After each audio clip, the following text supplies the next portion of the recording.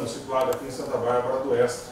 Então, para a gente dar uma esquentadinha, vai fazer o sorteio já logo no início, conforme o número que vocês assinaram ali na lista de presença. Secretária Nancy, bem-vinda, obrigado, sinta-se à vontade. Secretária, assinou?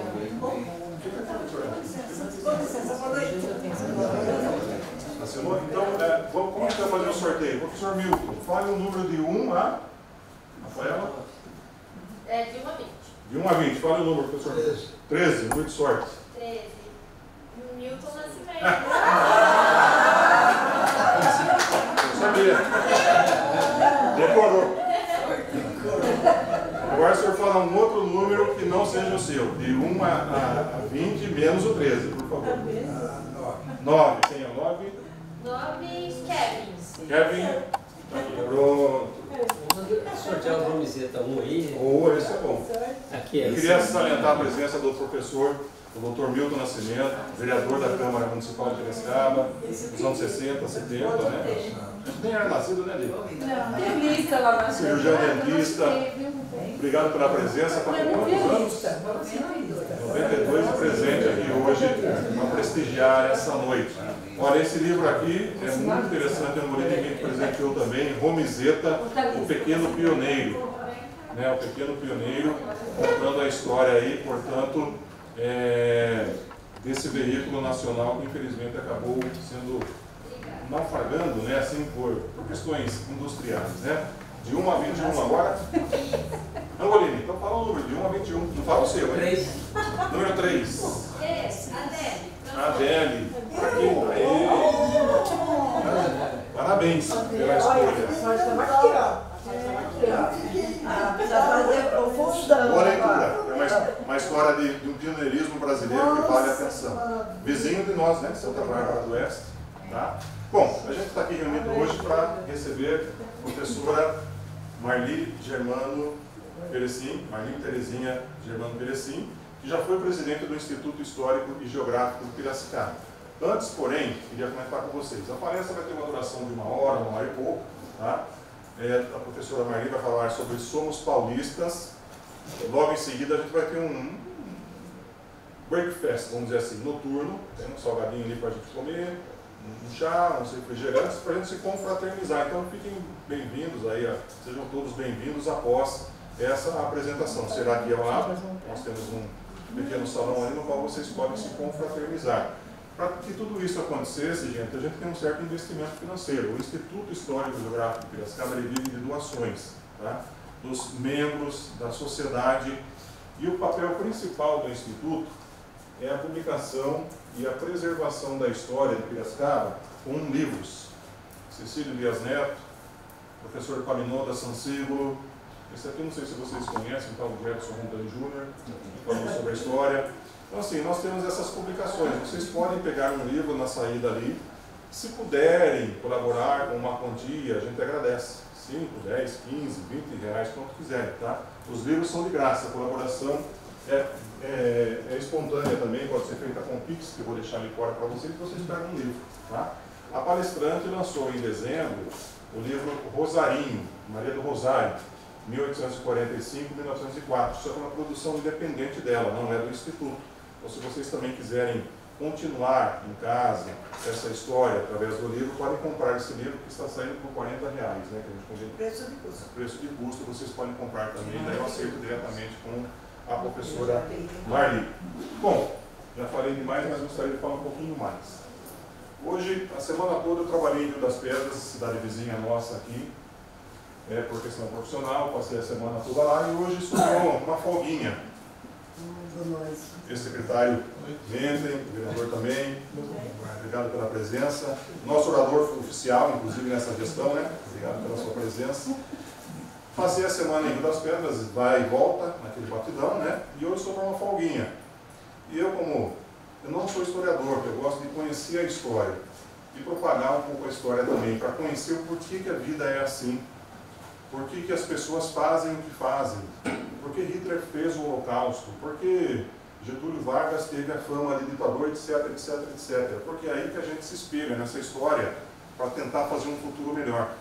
Em Rio das Pedras, eu passei ali 5, 10 minutos, passei na igreja, gosto de tirar fotografia, e do lado o cemitério municipal de Rio das Pedras, né? Aí eu entrei, gosto muito de arte. Por que eu fui ao cemitério? Porque adoro arte tumular, né? O cemitério da Saudade aqui, vocês que são secretários sabem, já cuidaram inclusive lá do Mente, né, que cuidou da CIDEMA, sabem que tem uma história muito rica aqui em Piracicaba, por dentro de Moraes, Almeida Prado, enfim. E é gostoso ver aquelas gárgulas, aquelas esculturas, e eu gosto muito de registrar isso daí. Só que daí deu um silêncio ali.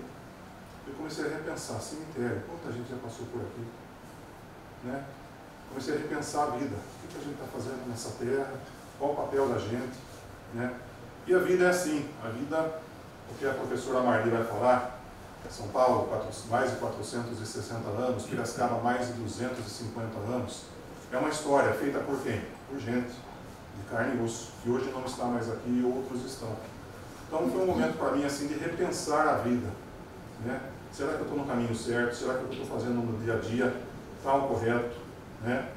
Aí eu falei, o que eu vou falar à noite? Eu vou falar nisso, porque a vida, né, Paulo? Paulo estava conversando comigo, a vida nos dá ensinamentos. A gente pega um trem e vai andando, de repente a gente para, por motivo de doença, pela ausência de alguém.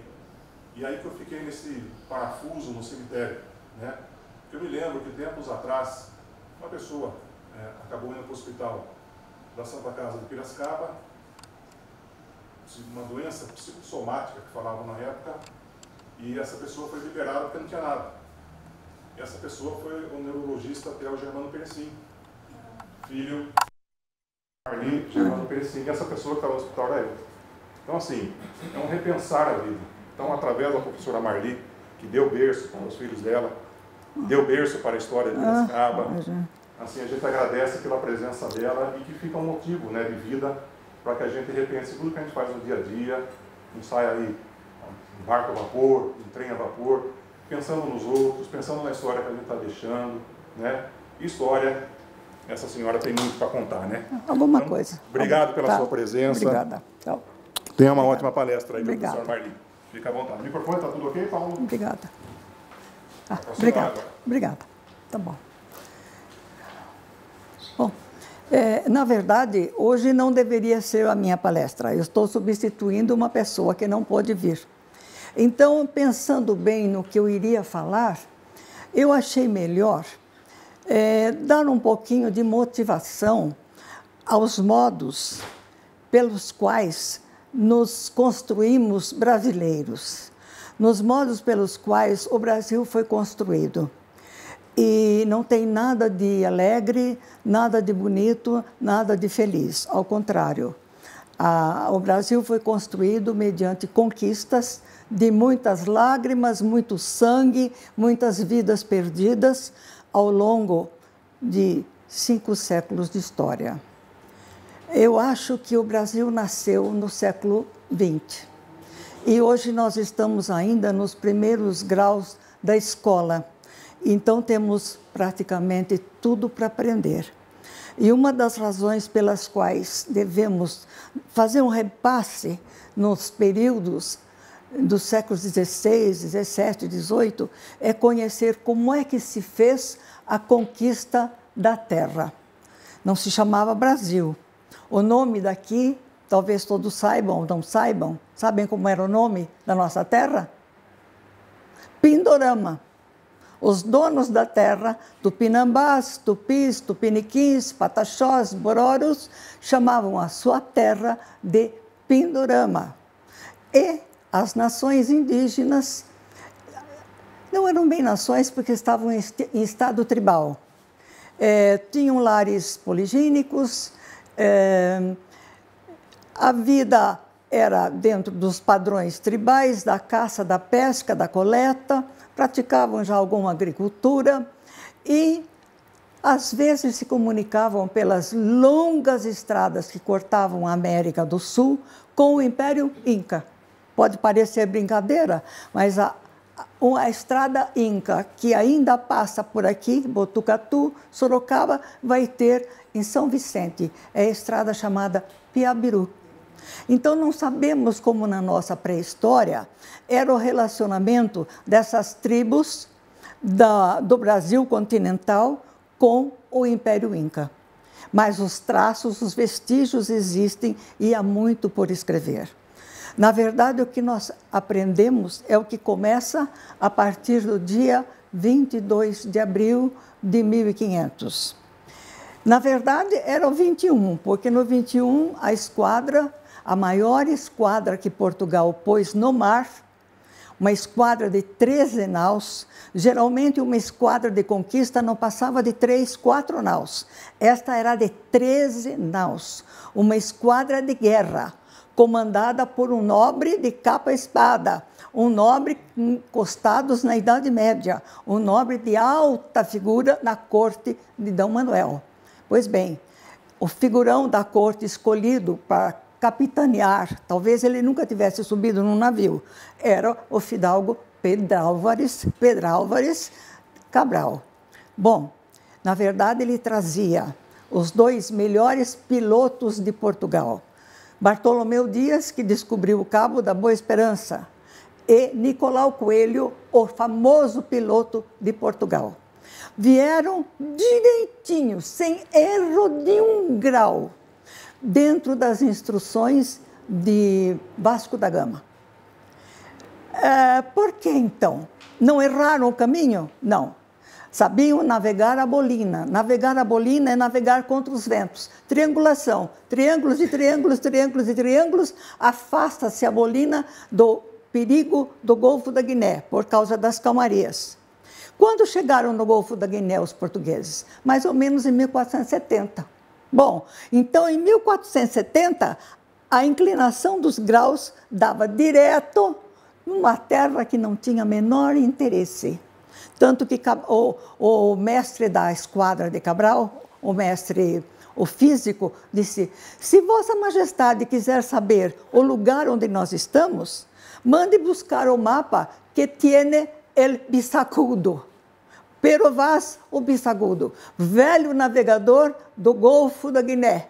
Nas suas triangulações, ele deu com os costados, justamente no litoral brasileiro, naquela parte onde o Brasil faz um cotovelo, né, no Rio Grande do Norte. Do Rio Grande do Norte ao Golfo da Guiné, a distância é muito curta, não passa de 2.000 quilômetros. Então, foi muito fácil chegar às costas do Brasil e ver que, de fato, existia, mas não era aquilo que eles procuravam. O que eles procuravam estava abaixo de Angola. A navegação tinha parado em Angola. Da Angola para o Congo e do Congo para o fim do continente, foram muitas expedições, até que foi contornado o Cabo da Esperança, subiram a costa até Madagascar e viram que a bússola apontava noutra direção. Tinham contornado o Cabo das Tormentas, né? Que foi passado para o Cabo da Boa Esperança. Então, Vasco da Gama veio direitinho pelos portulanos, pelas triangulações, até o Cabo da Boa Esperança, subiu a Madagascar, Mombasa, Melinde, atravessou o Golfo Índico e chegou em Calicut. Era onde queriam chegar, a capital das especiarias. Na verdade, o que dava dinheiro na época eram os artigos do Oriente. Acontece que Vasco da Gama quase perdeu a vida em Calicut, porque ele não conseguiu abrir comércio português com os árabes. E se não corre para a nau, é morto no caminho. Então, foi um sucesso e, ao mesmo tempo, foi um fracasso, porque não conseguiu. Trouxe lá umas amostras de pimenta, o rei ficou feliz da vida, mas então ficou certo que para abrir o comércio com as Índias, só pela força de uma armada de guerra. Coisa que os portugueses sabiam fazer muito bem, porque eles vinham de conquistas em conquistas no litoral da África. Então veio essa armada de Cabral com 13 naus de guerra para o bombardeio de Calicut. Só que pararam no Brasil. No dia 22, desceram em terra e viram umas pessoas estranhas. Sim, como ventou muito à noite, buscaram um porto seguro. E no dia 23, 24 desceram em terra. Aí Nicolau Coelho fez umas graças, deu uns presentes, dançou com os índios na praia, voltou para o navio. No dia seguinte, 25, 26, a primeira missa no Ilhéu da Coroa Vermelha. E aí ficaram uma semana inteira em Porto Seguro, abastecendo a nau de água, de lenha, de vegetais, porque era muito pesada a viagem de Lisboa a Calicut, 5 a 6 meses em alto mar. Toda a esquadra, todo um navio de longo curso precisava de um ponto de parada para descanso dos marinheiros e abastecimento das naus. Isso é o que foi feito.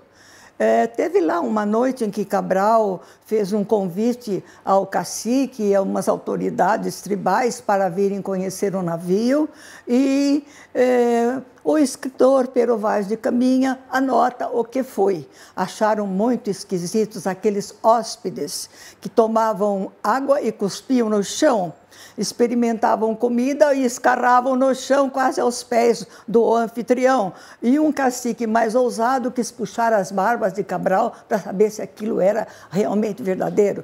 E outro se encantou com o colar da Gran Cruz de Ouro. Bom, e por acaso encontraram uma galinha ciscando no navio. Os portugueses traziam tudo, gatos, cachorros, galinha. Quase morreram de susto porque não conheciam este bicho. Bom, foi uma decepção a visita, mas em compensação foi uma sensação para os homens da nau. Tanto que no dia da partida, depois da última missa, no dia 3 levantaram âncora e foram para as Índias. Deixaram 3 degredados, porque era o castigo, em pena de morte, e joga numa das praias da África e salve-se se puder. Deixaram 3 degredados. Mas quando já estavam em alto mar, deram pela falta de vários grumetes que ficaram em busca das verdadeiras Índias.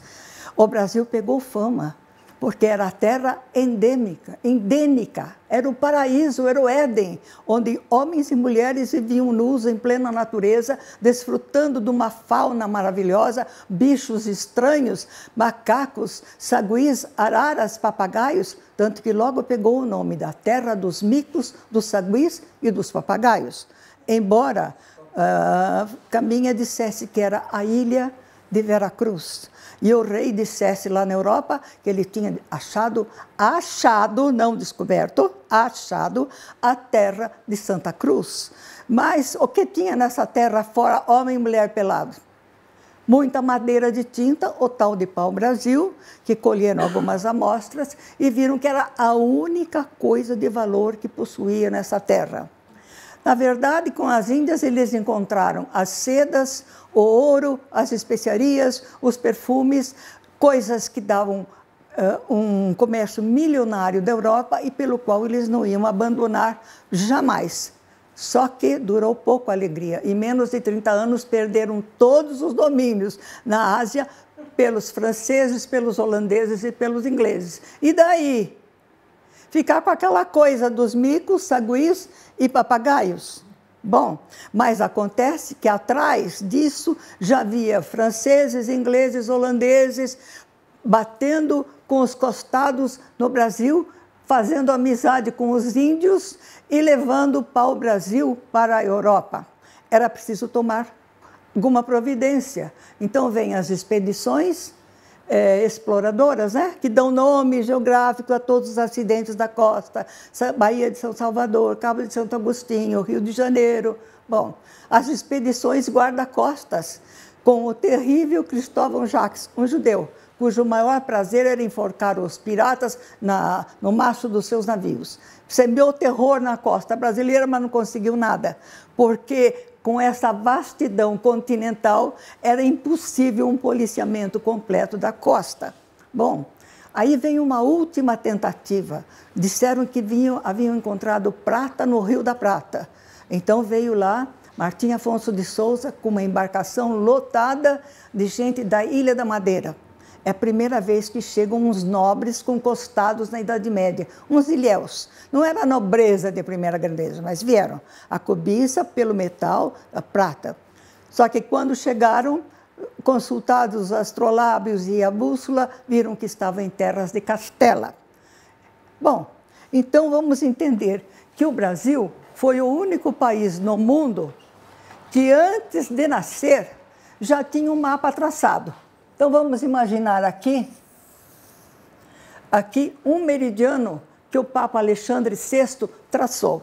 Ele não tinha a menor preocupação se o mundo era plano, se era quadrado ou se era redondo. Mas se Portugal e Espanha estavam ameaçando ir à guerra, por causa de a quem pertence para lá, a quem pertence para cá, ele dividiu o mundo num meridiano na cidade de Tordesilhas. Por quê? Porque Portugal estava procurando a leste o caminho das Índias. E Colombo foi para o oeste em busca das Índias. Então Colombo dizia, também encontrei as Índias. Mas que tipo de Índias são essas? Bom, então vamos dividir o mundo passando a 370 léguas além das ilhas de Cabo Verde. Bom, e daí? 370 léguas dava exatamente aqui. Vamos ver. Aqui, Foz do Amazonas.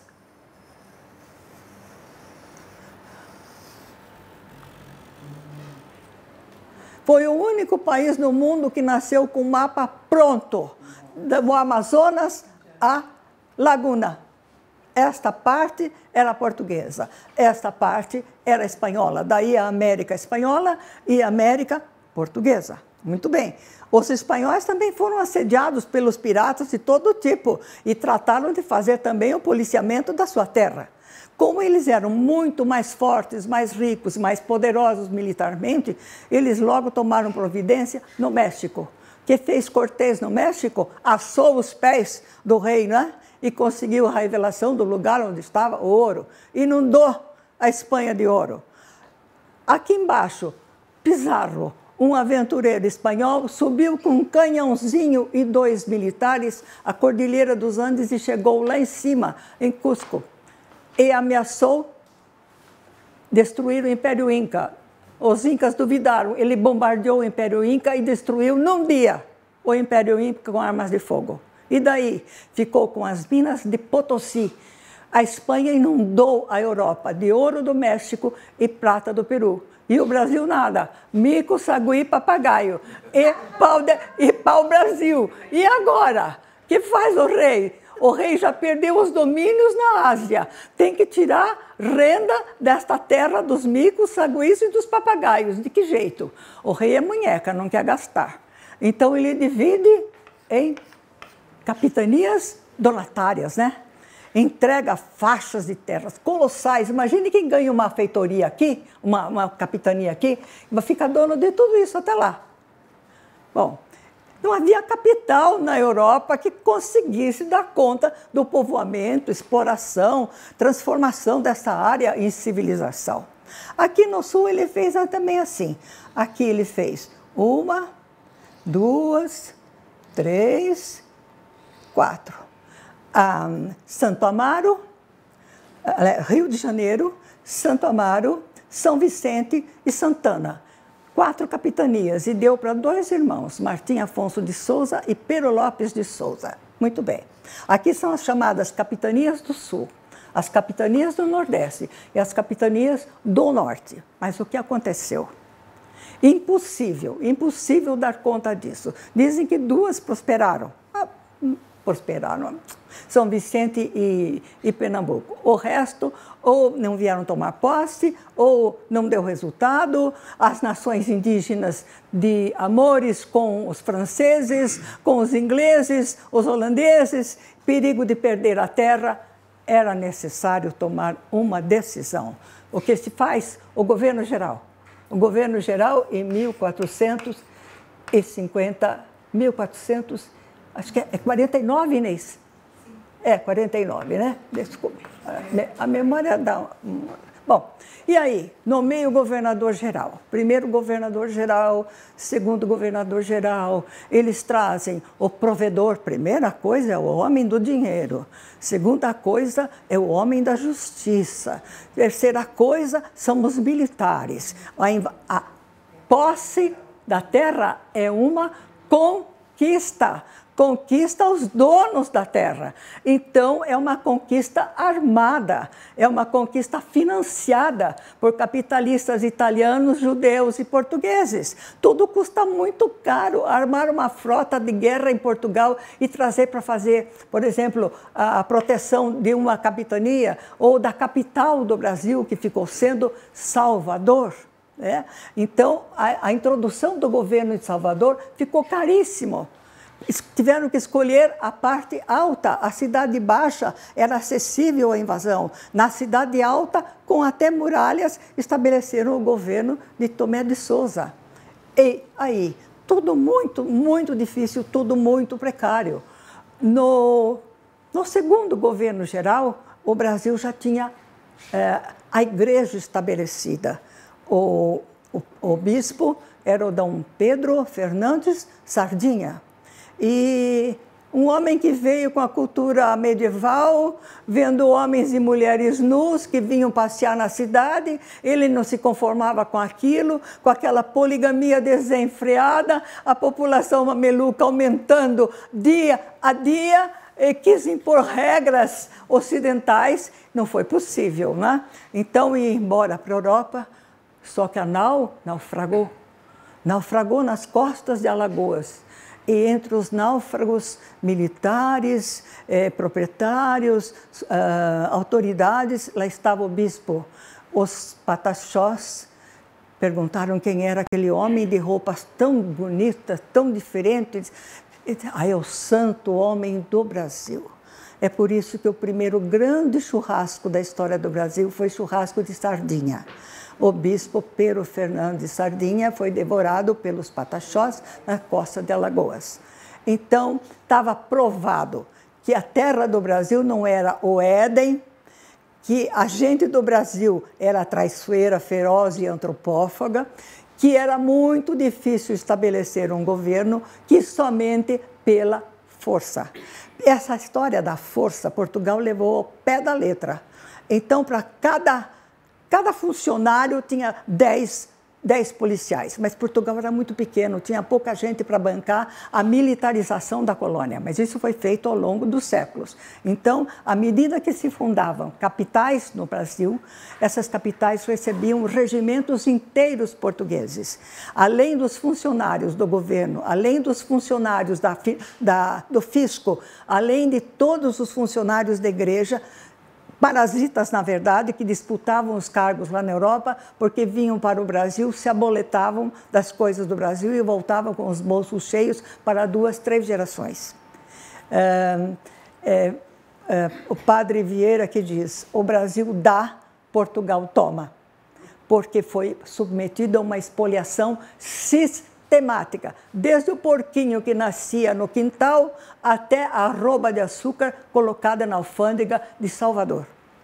Então, essa conquista, custando tão caro assim, era muito bem guarnecida, mas nem por isso ficou livre dos perigos. Por exemplo, por que foi fundado o Rio de Janeiro? Porque os franceses fundaram a tal da França Antártica. Em 1557, Mendes Sá expulsa os franceses e funda o Rio de Janeiro. Por que foi fundada a cidade de São Luís? Porque os franceses, no século XVII, fundam a França Equinocial. Querem ocupar todo o Vale Amazônico e semear de missões jesuíticas. Não, missões franciscanas. Um governo financiado pelo rei de França, pela rainha de França, Maria de Médicis. Isto aqui durou pouco, mas custou 2 grandes batalhas, as batalhas de Guaxenduba e 2 grandes esquadras portuguesas para retirar os franceses de São Luís. E assim ficou São Luís, capital do estado de Maranhão. Subiram e chegaram na Foz do Amazonas e fundaram o forte de Presepe e a vila de Santa Maria de Belém. Belém, a capital que estava na Foz do Amazonas. Já que estão no Amazonas, vão rio a fundo e fundam o forte de São José de Manaus, a futura cidade de Manaus. E aqui, o que acontece? Mesma coisa, para livrar Alagoas, fundam o Forte de São Cristóvão. Para levar a Paraíba, fundam a cidade de Filipéia de Nossa Senhora das Neves, o Forte de São Felipe. No Rio Grande do Norte, o Forte dos Reis Magos e a cidade de Natal. Então, em curto prazo, vamos dizer em menos de 2 séculos, toda a faixa litoral está mais ou menos protegida, com guarnições militares, comunidades fundadas e agricultura, principalmente no Nordeste, onde a tropicalidade favoreceu o desenvolvimento da cana-de-açúcar.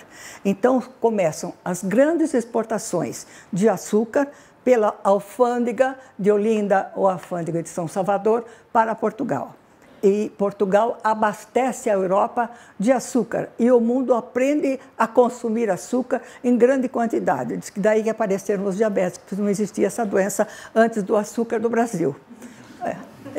Até então era remédio, não é? Ficou até hoje o hábito, né? Está nervoso, vem alguém com um copo de água, uma colher de açúcar, e eu dizia para os meus alunos, é água de frescura. Mas de remédio passou o alimento, um alimento que a Europa aprovou e que rendeu muito dinheiro para Portugal, menos para os verdadeiros usineiros, porque de tudo que eles produziam, ficavam com menos de 8% da sua riqueza. Tudo ficava nas mãos das alfândegas, dos impostos e dos monopólios do rei. Então, geralmente, na segunda safra, o engenho quebrava. Ótimo, porque os capitalistas recebiam o engenho montado e vendiam para outro. E passavam a financiar novamente o outro, que logo vai quebrar também e volta. Era uma maravilha a quebradeira do açúcar do Nordeste, porque sempre trocava de senhores de engenho. Mesmo assim, dizem, né, os colonistas dizem que era muito bom ser senhor de engenho, dava prestígio, dava status. Mas, na verdade, o que sobrava sempre era a pobreza. A colônia era muito pobre, não havia riqueza. O pouco que se produzia ficava nas mãos do rei, porque o rei era o senhor patrimonial das terras por descobrir. E, sendo o senhor patrimonial, tudo era dele. Toda a riqueza, todo o produto da terra, todo o produto do açúcar, todo o produto dos monopólios criados, rendia para o rei. Sobrava um pouquinho para os negociantes de Lisboa, que redistribuíam a mercadoria na Europa. Mas a renda bruta era do rei. O Brasil era patrimônio do rei de Portugal, não do povo português, que toda a vida viveu na miséria. Portugal era o país mais pobre da Europa, mais miserável e talvez até mais atrasado. Então, a gente que vinha para o Brasil era da pior qualidade possível. Bandidos, vagabundos, mendigos, enfim, aventureiros. De vez em quando, uma família de camponeses desejando fazer aí alguma felicidade numa terra que diziam, é uma maravilha, a lavoura de açúcar, o tabaco, o algodão, o feijão, o milho, as culturas que o Brasil produzia. Muito bem. Agora, o que foi feito nas capitanias meridionais? Esse aqui é o grande problema para explicar os paulistas. Foi tudo diferente do resto do Brasil. Martim Afonso de Souza fundou São Vicente. Logo depois fundaram Santos, Brás Cubas, 13, 14 anos depois fundou Santos. 2 vilas no litoral. Tentaram produzir açúcar, daí o engenho dos Erasmos, que a nossa amiga quer nos mostrar, né? Esse produziu açúcar, mas era muito pouco. Começaram a chegar colonos, devido à fama que não havia tantos bandidos, era a terra de Dombreza da Ilha da Madeira, que se convivia muito bem, os ares eram muito bons, cresceu uma população razoável em São Vicente e Santos. Foi suficiente para que lá para cima soubessem que tinha uma povoação ao sul, muito bem desenvolvida, e como as coisas perigavam no Nordeste, com as quebradeiras dos engenhos e com a Inquisição que Portugal trouxe para o Brasil e matou muita gente na Bahia e em Pernambuco, então o que choveu de judeus e cristãos novos para São Vicente foi uma barbaridade. Bom, mas acontece que logo chegou a Inquisição também aqui no litoral. Só restava uma coisa, aquela imensa barreira da Serra do Mar, que chega a ter 1000 metros de altura, tinha uma brecha, que era o antigo caminho de índios, que chegava só de 750 metros. Muito difícil de subir, mas não era impossível. Os padres escalaram e fundaram um colégio em Piratininga, no Planalto de Piratininga. E aquele colégio ia muito bem desde 1554, tinha muitos alunos no colégio, tinha muitas famílias já de mamelucos, a tal poligamia desenfreada atinge todas as partes, e que era até conveniente subir e encontrarem a proteção do Planalto. E foi o que foi feito. São Paulo foi inundado de judeus. Os castanhos, os frazão, os brasão, os arzão, os lemes, que deu a família Leme, muitos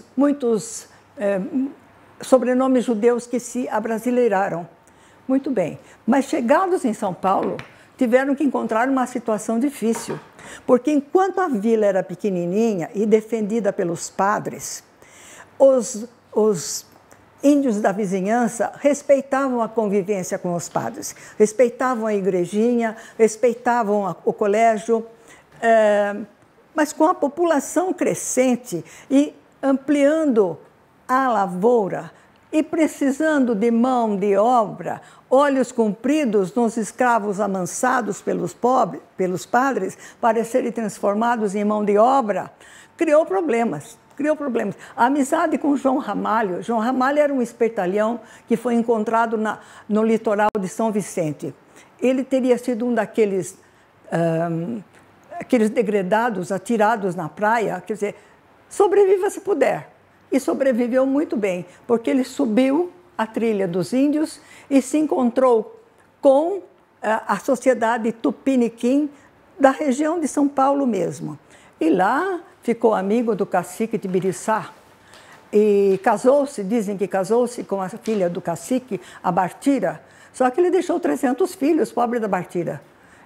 A poligamia desenfreada do Planalto, é claro.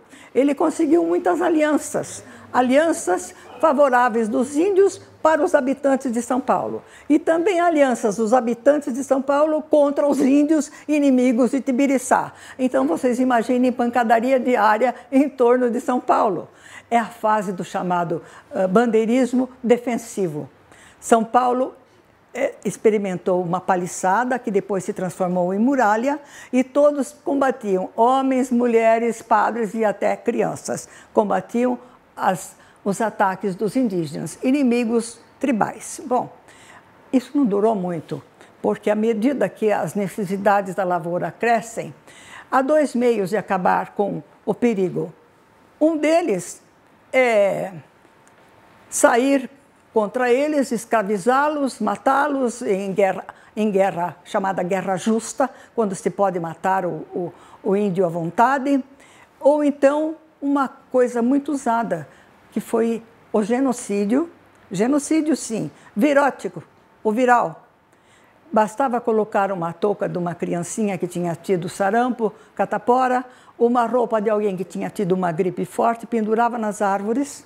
As índias vinham colher as roupas e em 3 meses não tinha mais aquela tribo, chão desocupado para a lavoura. Então havia vários métodos de abrir a fronteira agrícola que começa em torno do colégio e vai se expandindo. Acontece que quando a coroa de Portugal passou para as mãos dos reis da Espanha, porque morreu o último rei de Portugal sem herdeiros, e os 3 Filipes de Espanha tomaram conta disto aqui, aconteceu uma coisa formidável para os paulistas. Os holandeses ocuparam Angola, que era de onde saía a mão de obra escrava, milhares de escravos para as Américas. Com Angola fechada, Pernambuco, Bahia e Rio de Janeiro reclamavam mão de obra. Aí, o que aconteceu? Aquilo que era um exército defensivo se transforma num exército ofensivo. É a fase do chamado sertanismo. Sertanismo é uma profissão, é a fase da bandeira. A bandeira é uma empresa e a bandeira, na verdade, é um exército. a moda do exército com que os ibéricos combatiam os mouros na península. A forma, e lembra uma antiga forma romana. Os romanos usavam a formação de quadrado e avançavam por quadrados. E dentro dos quadrados haviam as esquadras, geralmente esquadra de 6. Uma bandeira tinha 6 esquadras. Com 36 homens já se constituía uma bandeira. Mas uma bandeira era coisa muito pequena. Então, o que faziam? Nessa bandeira eram associados os mamelucos, que eram ensinados a combater com lança e facão. Até hoje, os caboclos, os paulistas antigos, combatem com arma branca. E a arma predileta é o facão. Os duelos até o século XX eram com facão. Aí, na Rua do Porto, ainda cheguei a presenciar um. É com facão que os paulistas, os caboclos antigos, combatem. Lança e facão. Os mamelucos formavam um exército complementar, seria uma infantaria, e os índios treinados como artilheiros, arco e flecha. Então, a maior bandeira que se criou em São Paulo, a bandeira de 1629, teve 2.000 índios flecheiros. Não se falava flecha, se falava frecha, porque é o idioma de Camões. É o R que toca no lugar do L. 2.000 índios frecheiros, 900 mamelucos de chuço e facão, e 69 capitães com armas de fogo. Eram 2 bandeiras, a de Manuel Preto e de Raposo Tavares. Juntos desceram e, olha, atacaram as missões jesuíticas do sul do Paraná até a Argentina. E trouxeram milhares de escravos escravizados, milhares de índios escravizados. Mas isso se tornou prática comum. Havia bandeiras médias, havia bandeiras grandes, havia bandeiras pequenas, às vezes se encontravam no sertão, ajudavam entre si a combater tribos inimigas e com isso percorreram por trás, aqui era a povoação portuguesa, por trás da Bahia, chegaram a Goiás, chegaram a Mato Grosso, todo o centro-oeste, chegaram ao sul. Com isso, foi preciso o quê? Mudar o meridiano. Então, os reis de Espanha e Portugal chegaram a um acordo, não temos que acertar a fronteira. É o Tratado de Madrid. O Brasil cresceu 2/3 com a expansão paulista no sistema de bandeiras, guerra de preagem e expansão. Aí aconteceu uma coisa que ninguém esperava. E no fim do século XVII, Antônio Arzão encontrou ouro em Minas Gerais. Coisa que os bandeirantes não procuravam. Eles caçavam índios para mão de obra na lavoura. Como com a abertura de Angola choviam escravos negros para as lavouras do Brasil, ficaram meio desocupados, sem ter a quem vender mão de obra escrava. Tanto que o valor do escravo caiu muito. Por exemplo, antes um escravo bom custava 16 mil réis, um escravo índio. No auge da procura, chegou a 20 mil réis. Caiu a 4 mil réis. Isso peça macho, um homem vigoroso. Agora, uma peça fêmea com a criancinha, às vezes eram entregues como brinde da casa, não tinham valor nenhum. Mas Porto Feliz continuou até o século XIX um porto de escravos. Se comprava, por exemplo, em 1840, o Brasil já era independente. Se comprava escravos em Porto Feliz, um porto de escravos. As nações caiapós, as nações paiaguás, as guaicurus, parecis, que eram muito mansos, eram encontrados à venda nos pontos de venda de escravos de Porto Feliz. Isso era muito comum, ninguém se espantava, nenhum dos viajantes se estranhava. A cidade era assim, Porto Feliz, um porto de escravos. São Vicente, um porto de escravos. Muito bem. Bom, então o Brasil cresceu e encontrou ouro. Quando encontrou ouro, os paulistas conseguiram ficar donos das suas minas por curtíssimo tempo, porque o Brasil inteiro de norte despejou em Minas Gerais. E de Portugal veio quase que o reino inteiro. aconteceu aquilo que na escola se aprende, né? A Guerra dos Emboabas, né? Onde os paulistas foram rechaçados das minas que eles procuraram, que eles encontraram pelos emboabas. E o último episódio foi um episódio violento, onde os paulistas foram massacrados no Capão da Traição, perto de Ouro Preto, mais ou menos. Os que escaparam chegaram com vida para São Paulo para montar. Foram muito mal recebidos pela população e tratados de covardes. Bom, aí o que acontece? Os portugueses tomam conta das minas de ouro das Gerais. Os bandeirantes voltam para São Paulo, tem algum ouro sim, e aplicam na lavoura. Porque desde os primeiros tempos, a base da economia paulista era a lavoura. A lavoura de milho, de feijão, de arroz, de algodão, de tabaco e açúcar. Aplicam algum ouro na sua lavoura. E começam a abastecer as áreas de mineração. A demanda é muito grande, aumentam as lavouras. Mas, em compensação, acham logo ouro em Mato Grosso. E o ouro de Mato Grosso era tanto que se colhia 2 arrobas no dia. Era tanto que se arrancava a toceira de capim e nas raízes saíam os granetes de ouro do grande. Era tanto que se caçava, em vez de chumbo, era ouro no cano da espingarda. Bom, em curto prazo também acabou, mas o que fez? E ainda a última jazida estava em Goiás, que era o ouro do Anhanguera. Foi o último a encontrar ouro na Goiás. Total do ouro que o Brasil recolheu nas mãos de Portugal, 1.000 toneladas de ouro. Descobertos os diamantes, 3 milhões de quilates de diamantes. Foi tudo embora. Vai falar, mas não era só os quintos do rei? Eram os quintos do rei, mas eram os impostos não deixavam correr moeda no Brasil. Então, como é que se pagavam as compras? Com onças e com oitavas. Onça era de 23 gramas a 30 gramas. E a oitava era a parte de 100 mil réis. Uma galinha valia 3 oitavas. Um boi valia 10 contos de réis. E, conforme a mercadoria, Portugal só aceitava pagamento em onças. Então, todo o comércio feito aqui dentro, em ouro em grãos, ou em ouro em pó, ou em ouro em barras, tomava o mesmo caminho de Portugal. O que ficou? Ficou muito pouco mesmo, porque acabou dourando os altares das igrejas e alguma coisa ficou no chamado Oeste Paulista. Aqui entramos de novo na área paulista. O Oeste Paulista, onde estamos?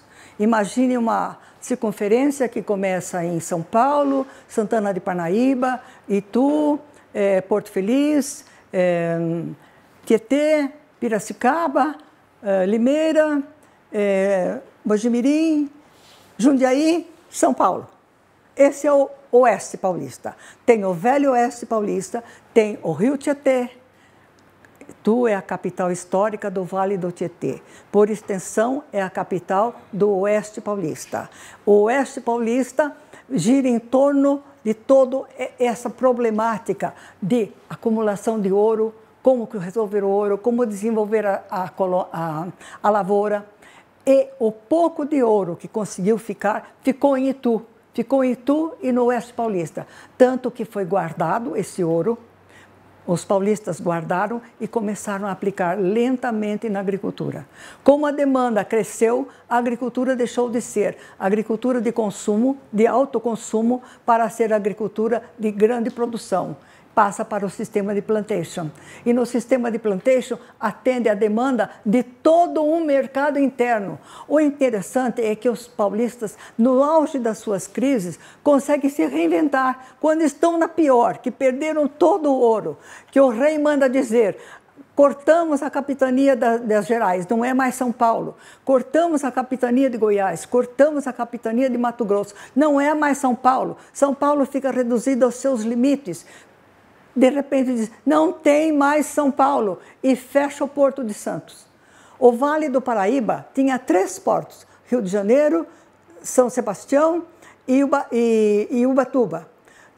O Oeste Paulista só tinha o Porto de Santos. Fecha o Porto de Santos, porque o perigo está com os paulistas do Oeste Paulista, com a gente ituana, que conservou ainda algum ouro na sua mão, que abastece, que está criando um mercado interno e fazendo concorrência para o mercador português. Bom, e daí? Essa lavoura cresce no sistema de plantation e fica esperando, até que um dia resolvem restaurar a capitania de São Paulo. Por quê? Porque tem uma guerra brutal aqui no Sul por causa da questão das fronteiras. Os portugueses fundaram a colônia em frente a Buenos Aires e os espanhóis fundaram Maldonado. E quem manda? Nas 2 margens do Prata. Os dois impérios disputavam as 2 margens do Prata e ia até o Paraguai. Grande área comercial em disputa. Quem fica com a riqueza? Guerra de 30 anos no sul do Brasil. Ah, bom, quem é que vai lutar nessa guerra? Ah, os paulistas são os melhores soldados do Brasil. Lá vão os paulistas. Quem vai fundar povoações aqui para fazer frente contra o avanço? Os paulistas. Então vão lá os paulistas fundar Porto Alegre dos Casais. Quer dizer, casavam e iam para um lugar chamado Porto. Alegria porque eram casados de novo. Então iam paulistas, iam índios e iam açorianos fundar Porto Alegre dos Casais. Vamos fundar também Curitiba. Vamos fundar mais cidades ali. Ah, os paulistas vão. Vamos fazer o combate. O combate era uma coisa muito séria. Os paulistas queriam ficar na lavoura, mas a polícia batia o pé na porta e levava os mocinhos acima de 15 anos de idade. Amarravam e prendiam até São Paulo, onde davam um leve treinamento e jogavam no Rio Grande do Sul para combater, às vezes, descalços na neve. Os paulistas sofreram muito, morreram muito aqui no Sul, mas tinha um lugar chamado Quartel do Rio Pardo, nas margens do Viamão, onde ninguém passava. Então, os brasileiros fincaram o pé no quartel do Rio Pardo e não houve exército espanhol que avançasse pela retaguarda para atacar São Paulo e o Rio de Janeiro. Porque a estratégia dos espanhóis era conquistar todo o sul do Brasil, atacando São Paulo e o Rio de Janeiro pelas costas. Bom, os paulistas foram a barreira contra os exércitos espanhóis. É aí que entra Piracicaba. Precisava fundar uma povoação, várias povoações nas bocas de sertão, para facilitar, numa delas, a navegação do Tietê até o Rio Paraná, onde fundaram o Forte de Iguatemi, a fronteira do Paraguai, para barrar também os exércitos espanhóis.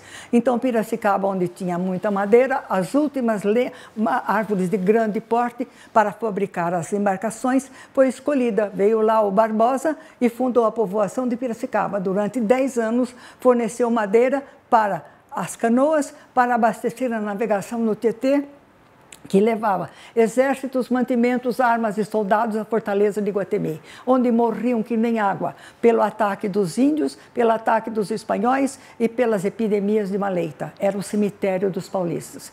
Tudo isso os paulistas aguentaram no século XVIII. E firmes na sua proposta da agricultura, do mercado interno e outra coisa interessante. Uma sociedade diferente começa a se desenvolver neste Oeste Paulista. A afluência, a riqueza dos engenhos de Itu torna viável uma sociedade, uma elite de grandes proprietários rurais ricos. Ricos que são fundadores de igrejas, de grandes construções, de sobrados e escolas. A população ituana era escolarizada e em 2 gerações aconteceu o aparecimento de uma inteligência que se comunica em todo o Oeste Paulista.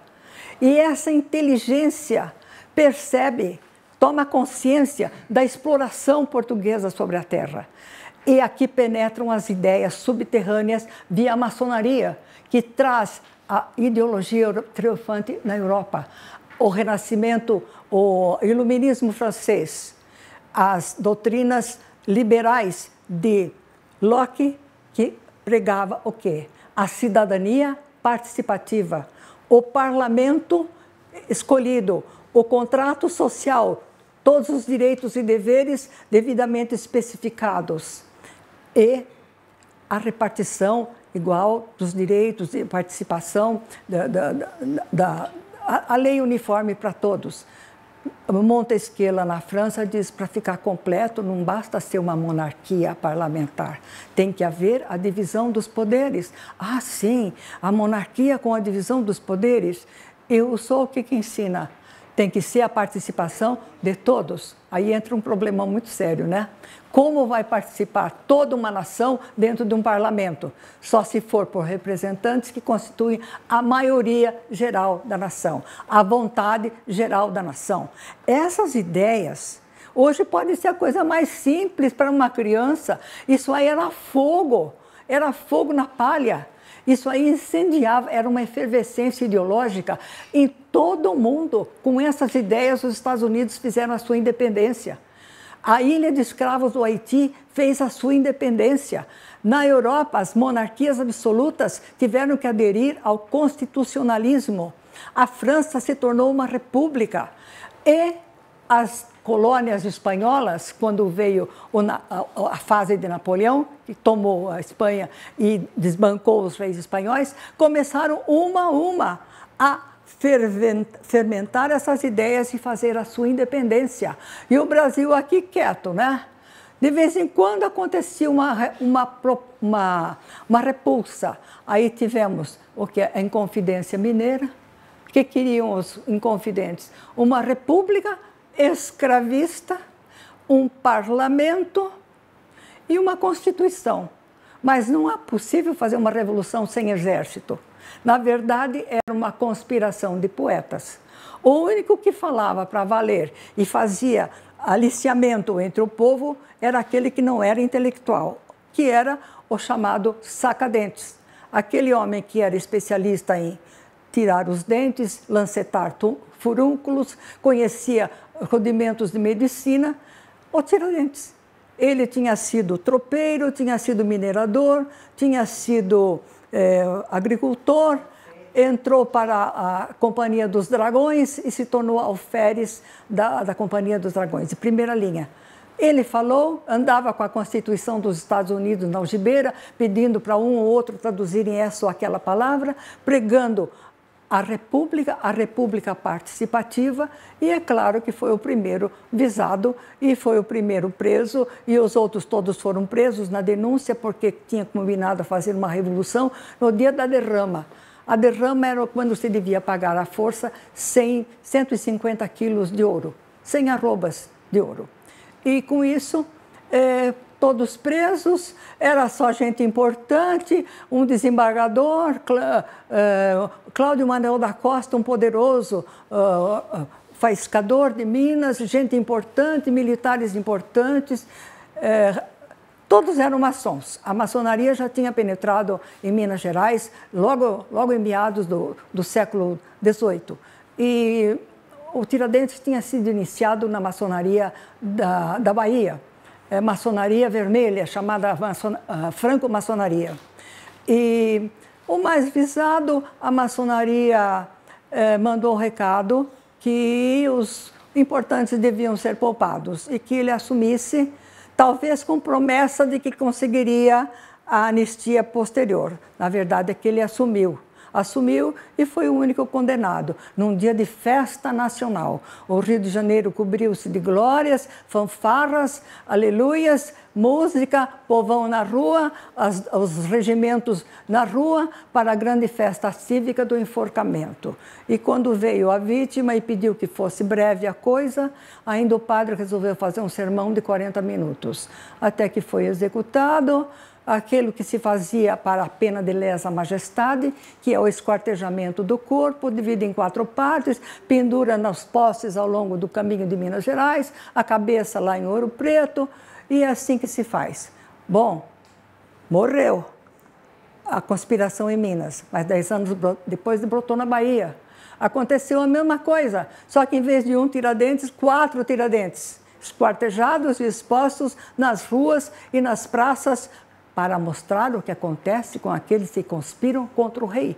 Porque uma das coisas que o rei exigia não era só imposto, não era só obediência, é que ele fosse amado. Era difícil amar um rei nessas circunstâncias. Mas, logo depois, fazem a Revolução Pernambucana, mas todas elas acabam no mar de sangue.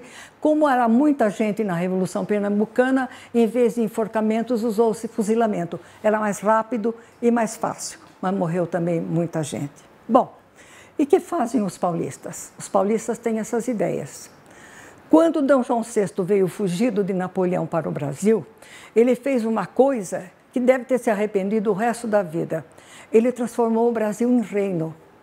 Reino igual ao reino de Portugal. E como transferiu todas as instituições governamentais de Lisboa para o Brasil, aconteceu aquilo que se chama inversão brasileira. Era do Brasil que saíam as ordens para Portugal. Os portugueses se sentiram muitíssimo, porque além de perderem o seu rei, e foi um episódio tragicômico, a fuga do rei para o Brasil, os exércitos de Napoleão já bombardeavam os arredores de Lisboa, quando a corte fugiu às pressas e embarcou na esquadra inglesa. O povo não acreditou que o rei estivesse fugindo, compareceu em massa ao cais. E o que viu? D. João VI com um lencinho branco, acenando a partida. Daí o ditado: foi assim que ficaram a ver navios. Todos ficaram a ver navios. O rei Fujão veio parar no Brasil e gostou demais do Brasil. 13 anos de Brasil, comendo e bebendo à larga. Trouxe uma corte de 14 mil habitantes, todos sustentados pelos brasileiros, só que eram arrogantes demais. Tratavam os brasileiros como se fossem terceira categoria, eles os donos do poder. Ocuparam todos os edifícios importantes do Rio de Janeiro. Então, quem tinha sua casa teve que entregar a sua casa e morar no mato. Ou então alugar o porão da sua própria casa e pagar o aluguel ao português que ocupou a sua casa. Era o direito de hospedagem. A colônia tinha obrigação, não só de amar o rei, como de oferecer hospedagem. Isso magoou muito, feriu muito os paulistas. Isso chegou, a tomada de consciência vai se avolumando, vai se avolumando. E quando o rei começa a dar os seus saraus de beijamão, os grandes proprietários do Rio de Janeiro, Minas e São Paulo, que frequentavam as alfândegas do Rio de Janeiro, porque D. João abriu os portos, né? Então agora podia vender para quem quisesse. Foi uma festa para os produtores de açúcar de São Paulo, porque eles vendiam antes ao agenciador português, que pagava o preço que queria, bem barato, para comprar, vender bem caro na Europa. Agora os paulistas ofereciam o preço que desejavam, recebiam o dinheiro que mereciam e estavam felicíssimos com a abertura dos portos. Aliás, Rio de Janeiro e Minas Gerais e todos que usavam o porto do Rio de Janeiro ficaram interessados em ver a corte. Então, os mais bem apanhados começaram a frequentar os saraus de beijamão. Claro que ficavam no fim da fila, humildes, envergonhados, né? E para beijar a mão do rei, sempre engordurada de coxinhas que ele comia sem parar. Era um comedor de frango inveterável, as coxinhas, disse que a mão era nojenta, que também não tomava banho. E assim foi que, com muito beijamão, D. João, muito esperto, começou a fazer empréstimos dos ricos proprietários de Minas, Rio de Janeiro e São Paulo. Empréstimos que nunca iria pagar. Só que ele transformava esses empréstimos em títulos de nobreza. Foi aí que nasceu a nobreza de chinelos do Brasil, que nunca teve nobreza, a não ser uns coloniais muito rústicos, que passaram a ter títulos de condes e barões. Os primeiros barões do Brasil são essa nobreza de chinelo. Bom, se deram muitíssimamente bem. O pior foi quando, lá em Portugal, fizeram uma revolução e exigiram o retorno do rei. E o rei não queria ir de jeito nenhum. A única que ficou feliz foi Dona Carlota Joaquina. Dizem que quando ela chegou em Lisboa, ela sacudiu a poeira dos sapatos, a poeira do Brasil, que era a terra de sevandijas, quer dizer, insetos, pernilongos, baratas, ratos, terra horrorosa que ela queria sacudir a poeira, ela odiava o Brasil. Em compensação, D. João amava o Brasil, não queria ir embora. Deixou o filho. Bom, o que faz o filho? Bom, o filho casado de novo, meninão de 22 anos, sem nenhuma experiência, era um doidivanas, aquilo que a gente fala, o boy alucinado, das cavalgadas, das cabeçadas, já tinha bastardos no Rio de Janeiro inteiro, e casado com a arquiduquesa da Áustria, acho que a única pessoa da corte portuguesa a qual o Brasil deve agradecimentos. Foi a única mulher que entendeu a importância da terra em que ela morava e a função que cabia por honra ao marido. Foi a única que arriscou até a cabeça pela defesa da nossa liberdade. A única. Bom, sofreu barbaridade, morreu de judiação e o fim foi muito triste, porque uma mãe que sabe que vai morrer e tem 4 filhos pequenos, né? E deixou uma filha na Europa e 3 filhos no Brasil. O imperador não tinha 2 anos, foram criados por idosos, à moda medieval, então eram pessoas absolutamente fora do contexto. Bom, dizem que o segundo imperador era inteligente. Eu não sei se era inteligente, na verdade ele estudou bastante, aprendeu muito línguas mortas. Eu pergunto, interessa ao Brasil ter um imperador que fala línguas mortas? Interessava quem soubesse estudar economia, sociologia, política, falava línguas mortas, gostava de tirar fotografia, ótimo. Só. Bom, essa aí é outra história. Mas acontece que Portugal resolveu, quando D. João chegou lá, transformar de novo o Brasil na colônia que sempre foi e sustentava Portugal. E resolveu destruir o reino do Brasil.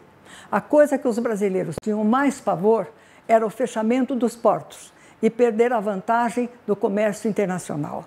Perder todas as regalias que tiveram da sua liberdade econômica na sua produção. Os brasileiros que foram para Lisboa como deputados eram vaiados, eram perseguidos, ameaçados de morte, não puderam defender o Brasil. E as cortes resolveram realmente recolonizar o Brasil. E mandaram para o Brasil 2 artigos famosos. Um deles pedia a volta do regente e o outro exigia que todas as capitanias hereditárias, todas as províncias do Brasil se transformassem em pequenas repúblicas independentes associadas a Lisboa. Não existia o reino mais do Brasil. E aquele homenzinho, o menino, que falava o rapazinho, que ficava gerente do Rio de Janeiro e das províncias do Sul, podia ficar uns dias até o retorno. Foi aí que aparece um brasileiro de fato. Aquele que tinha sido um cientista na Europa e que se transformou num político no Brasil. José Bonifácio de Andrade e Silva, que levanta o governo de São Paulo e leva representação ao Rio de Janeiro, exigindo o fico, exigindo a permanência do regente, porque era a única garantia contra o fechamento dos portos e a integridade do Reino do Brasil. Foi feito o fico, foi feito o fico. Valeu uma inimizade brutal dos portugueses contra os brasileiros, até que um dia são todos ameaçados de morte os políticos de São Paulo. São chamados à Europa, crime de lesa majestade. Qual seria o destino de José Bonifácio? A forca e o esquartejamento. Aí o que acontece? Dom Pedro está em São Paulo, teve um problema político em São Paulo muito sério. O Oeste se levantou a favor do príncipe contra o Partido Português da capital. Um exército no Oeste Paulista, Piracicaba, 10 dias de vila, mandou soldados para a guerra civil que ia acontecer em São Paulo. O interior contra a capital. O príncipe vem do Rio de Janeiro, mas antes 2 exércitos sobem para São Paulo. Do Rendon Aroche, que para em Mogi das Cruzes, e o do Marechal Cândido Xavier, na Serra de Santos. O Partido Português fica intimidado, recebe o príncipe e ele faz lá uma certa pacificação, uma certa demagogia, manda desmobilizar os paulistas agradecem, manda agradecer a Piracicaba, a Campinas, a Itu, a Jundiaí, todo o esforço que fizeram em montar um exército para defendê-lo, e antes oferece beijamão, lá vai todo mundo do Oeste Paulista ao beijamão do príncipe, e antes ele desce a Santos para fiscalizar as fortalezas do litoral. Nessas fortalezas do litoral, porque se temia uma invasão de Portugal para São Paulo. E na volta de Santos, ele encontra o Correio, e o Correio tem cartas lá que dizem que, na verdade, a coisa estava perigosíssima, e José Bonifácio dizia: cada momento perdido é uma desgraça, porque todos os políticos de São Paulo estavam condenados pelas cortes de Lisboa, estavam sendo chamados para serem processados, e o príncipe de volta ao reino. Foi aí que ele tomou uma decisão. Ele perguntou para o padre: e agora, diante disso, o que eu faço? O padre disse: bom, se você for para Portugal, você fica escravo que nem seu pai das cortes. Se você ficar, você faz a separação. Tá bom. Deu uns 2 passos e está feita a ruptura. Chegou a guarda e disse: olha, joguem fora os emblemas portugueses, porque a decisão é essa, rompemos com Portugal. Bom, ainda teve tempo de vir a São Paulo, festejar, abraçar a marquesa, que estava à sua espera, e no dia seguinte rumou para o Rio de Janeiro. Lá ninguém sabia disso. Não teve a menor repercussão o grito do Ipiranga em São Paulo. Nada. Porque, na verdade, a maçonaria já tinha defeito o trato da separação. Já tinha 2 manifestos dizendo que o Brasil ia se separar e a ruptura estava completa. Só faltava o quê? A aclamação do imperador, que foi feita, e a coroação do imperador. Bom, foi coroado o imperador do Brasil. Muito bem. Os políticos da inteligência, o que fazem? Eram 3 da maior importância. O padre Feijó, um intelectual de primeira linha, Paula Souza, outro intelectual, e o mais brasileiro dos portugueses, que era o Dr. Vergueiro, futuro senador Vergueiro. O que fazem? Bom, então vamos trabalhar na construção do país. Durante toda a primeira metade do século XIX, foram as lideranças do Partido Liberal. O Partido Liberal que lutou até o fim contra o absolutismo do imperador. Ué, mas o príncipe não era liberal? Era liberal à sua maneira, ele era um homem de dinastia. Ele entregou uma Constituição para os brasileiros, uma Constituição que agora faz 200 anos, que está sendo festejada. Eu protesto de pés e mãos e alma contra o festejo dessa Constituição. Por quê? Primeira coisa, mantinha a escravidão. Segunda coisa, mantinha a sociedade de ordens. Cidadão de primeira categoria, de segunda categoria, de terceira categoria, de nenhuma categoria, até aquele que não era nada, que era res, que era escravo. Nem gente era. Terceira coisa, criou o Partido Moderador. O que é o Partido Moderador? É a chave de todos os outros poderes. É o torniquete, é o que responde pelo absolutismo do rei. Vai festejar uma Constituição dessa? Festejamos a Constituição Republicana, que trouxe a igualdade civil para todos nós. Bom, todo o Império se passou. O que acontece com os paulistas? Fazem uma revolução tentando manter o Partido Liberal. A Revolução Liberal de 1842. São derrotados, humilhados, têm propriedades caçadas, são presos, voltam para suas terras. Mas tem um poder de reconstrução incrível. Os paulistas se reinventam. O que fazem? Arrancam a cultura de cana, os pés de cana, e trocam por café. Em 30 anos, são donos do Brasil, da riqueza do Brasil, e ensinam ao mundo a tomar café. E os preços do café experimentam uma fase de alta. Então, a afluência é grande. Riquíssimos os paulistas, com a sua inteligência e com, vamos dizer, 3 grandes paulistas. 3 grandes paulistas, porque agora eles já têm dinheiro para mandar os filhos para a Europa. Um deles, Francisco Paula Souza, estudou 8 anos na Europa, quando veio ao Brasil, ficou horrorizado com o atraso e fundou a Escola Politécnica. Outro, que ficou 16 anos na Europa, e quando veio para o Brasil, horrorizado com o atraso do Brasil, deixou os fundamentos da Exalc. Terceiro brasileiro, terceiro paulista, aquele que é meio ituano, meio piracicabano, José Prudente de Moraes, que era aquele que não tinha papas na língua como o Padre Feijó e que era o atirador de pedras no telhado da monarquia. Era o único que não perdeu a vida porque era importante demais. E este que se transformou no primeiro presidente civil do Brasil. Quando foi feita a República, com todos os paulistas no Rio de Janeiro, Deodoro perguntou, mas se todos os paulistas estão aqui, quem ficou governando São Paulo? Aí disseram, ficou governando São Paulo, quem está em São Paulo é Prudente. Mas quem é Prudente? Prudente é o homem de Piracicaba. Fim de papo. Foi este homem que criou o primeiro, a presidência civil, colocou os militares nos lugares deles e criou os fundamentos do Brasil político do século XX. Esta semana, nós tivemos a grata satisfação de ouvir pela televisão que a Suprema Corte do país decidiu que os militares não são poder moderador. Levou quanto tempo? 1 século e 23 anos?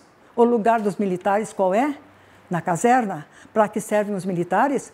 Uma missão patriótica, defender o Brasil contra os perigos do estrangeiro e os perigos do interior. Não são entidades, não são agentes eleitos, são cidadãos que podem eleger, podem até ser eleitos, mas não podem ser o poder moderador. Poder moderador numa república se chama ditadura. E é isso que nós acreditamos haver superado. A cada vez acreditamos mais na vitória da democracia, na semeadura dos paulistas aqui do Oeste Paulista, que fizeram do nada, de uma vila de judeus e mamelucos, a República dos Mamelucos, no alto dos campos de Piratininga, uma verdadeira pátria. Deram 2 pátrias ao Brasil. O Brasil cresceu 2/3. Ensinaram como fazer o Partido Liberal funcionar num parlamento e ensinaram a construir uma república. Essa república que levou o século XX inteiro, com 2 ditaduras, várias quedas, várias lições de aprendizado e que nos chega, eu acho que não está cambaleante não, uma república está bem forte, bem forte. E o poder moderador ficou colocado nas parlendas do passado. O poder moderador é a chave do absolutismo. Festejar a Constituição de 1824, jamais. Festejamos a nossa Constituição. Ela nos dá direitos, nos dá deveres, nos dá garantia. Bom, ponto final. Desculpe o tempo. Acabou.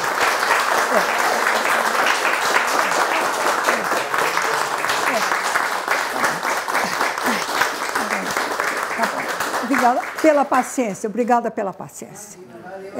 Foi uma síntese muito corrida, viu, Inês? Você deve ter estranhado, bem, desculpe. Inês é que fez o curso mais brilhante de História de São Paulo. É a colega que é apta para ensinar, corrigir, modificar e ampliar os nossos conhecimentos. Tá? Bom, pessoal, a gente fez uma viagem, né, maravilhosa na história do Brasil, na história de São Paulo, né?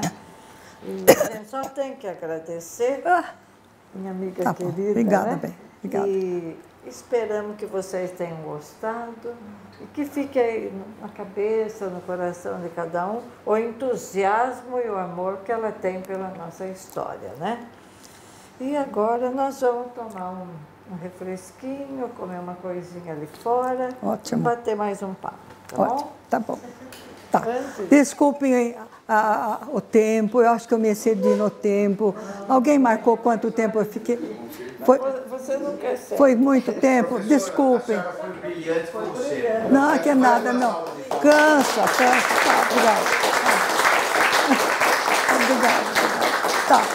Eu sei que cansa e às vezes dá sono. Eu passei por cima de muita coisa só para mostrar que a conquista foi muito difícil. Chegar aos dias do presente foi muito difícil, construído com lágrimas, sangue e tragédias em 5 séculos de muito sofrimento e muita exploração portuguesa. Festejar Portugal na sua dominação, jamais.